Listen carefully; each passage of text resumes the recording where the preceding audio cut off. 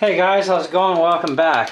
So, got my camera zoomed right in on my Redcat RS10 crawler. Just zoom out a little bit for you. There you go. Reason why I'm zooming in here is another YouTuber came to me. He just bought one of these things used the other day. Ran it the first time. Totally awesome. Went to go recharge the battery. That went fine. Went to go and use it. Nada. So, here's how things should go. I believe his first name, if I remember correctly, is Benjamin. But anyway, so this is going to be for everybody who may have a binding issue, but especially for him right now. So when you go and you turn on your RS10, the first thing you need to do is turn on your radio and make sure that you got good battery power. I've got brand new bats in here and they've been used a couple times. So I'm down to about 5.9 volts, which is fine. No big deal. Then you turn on your truck. Now, when you turn on the truck, you'll find that your red light on your ESC is actually flashing. Your blue light should be solid. Now, if all that is working out fine, then hit the trigger. Oh, got forward, got reverse, steering, all that jazz works, so we're all good to rock and roll. Now, if for some reason your blue light or your light on your receiver itself is flashing, you're going to have to rebind it. Try that first. Now, my RS10 is an upgraded version, so it came with upgraded steering links, 390 motors, it's waterproof speed controller, waterproof servos. Of course, as you guys know, I've changed out to heavier duty servos too, but it makes no difference. It's the way it comes. I've not yet got my receiver wet, so it may be that there's some dampness in there and that can throw it off, so it's going to have to dry. So you may have to take that receiver out and dry it out really good for a couple of days and plug her back in, and you should hopefully be okay. But your light should be solid. But in the event it's not, you've got a bind button here, which is part of the plastic. You just kind of go in with a pen and you can just find it and click on it. Just push in on it. It's just a little clicker button.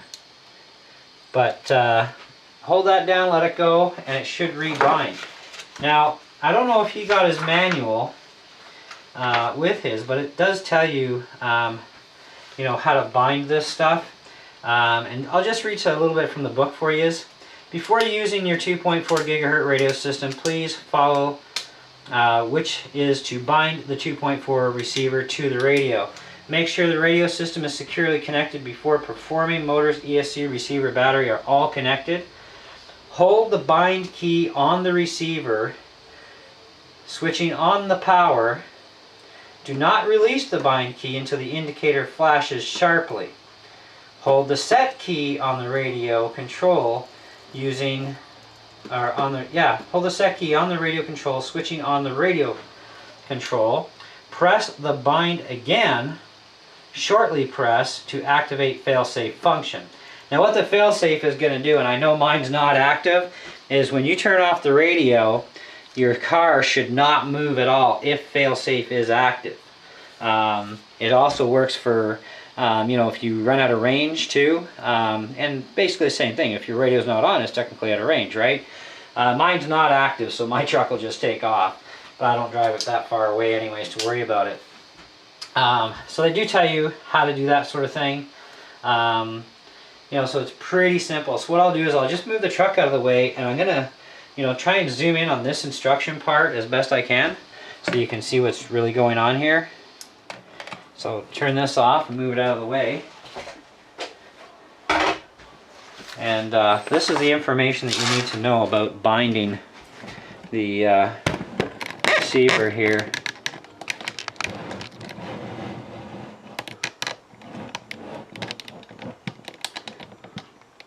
Right there.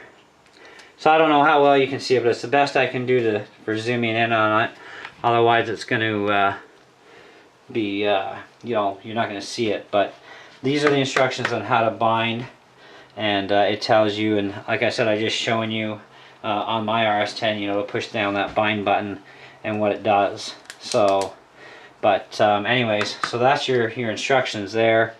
And now if that fails and your receiver is still flashing, even after trying to do this a couple of times, you know, because sometimes it's a timing thing, you might not get it right. If the receiver still isn't cooperating, then you probably need a new receiver. Put this out of the way.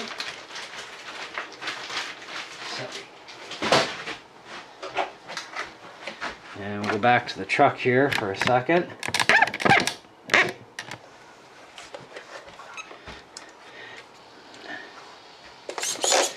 Now, when driving, you'll notice the red light is solid. It only flashes when you're not moving. It will be solid also in reverse. That's the red light on the speed controller.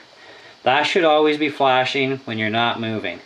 But your blue light here on your receiver, okay, let me get a real good close-up here. I'm going to take the camera off the tripod here.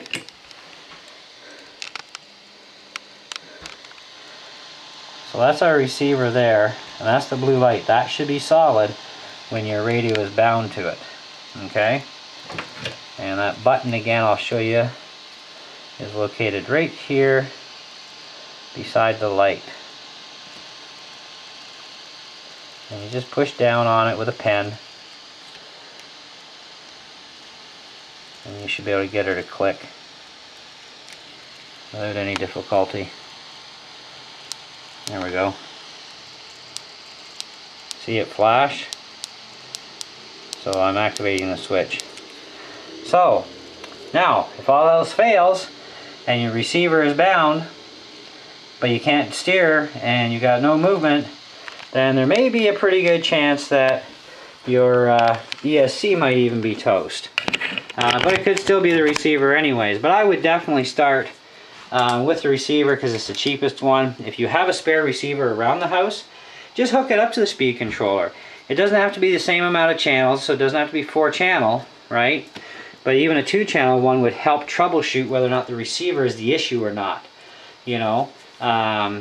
But otherwise, you may be looking at speed controller. Check your connections too. Make sure they're all plugged in properly and snugly the way they should be. You know, we already know that the switch works fine, so that's not a big deal. You know, check your plugs. Make sure your plug wires are plugged in properly. Of course, that doesn't matter with steering. Of course, you got to make sure that these wires are plugged in. Now, on the truck, if you're facing the rear of the truck, like I am right now, when it comes to wire coloration, black is actually on this side because my blue light is on the right. Okay? And I see where it says my little sticker for 2.4 gigahertz receiver is on the right here. So if your receiver is facing that way, the way mine is here, then black is on the left all the way through, and you should be good to rock and roll. And this port here at the back is, of course, emptied. So anyways, hope this helps you, man, and everybody else, and thanks for watching. We'll catch you in the next video.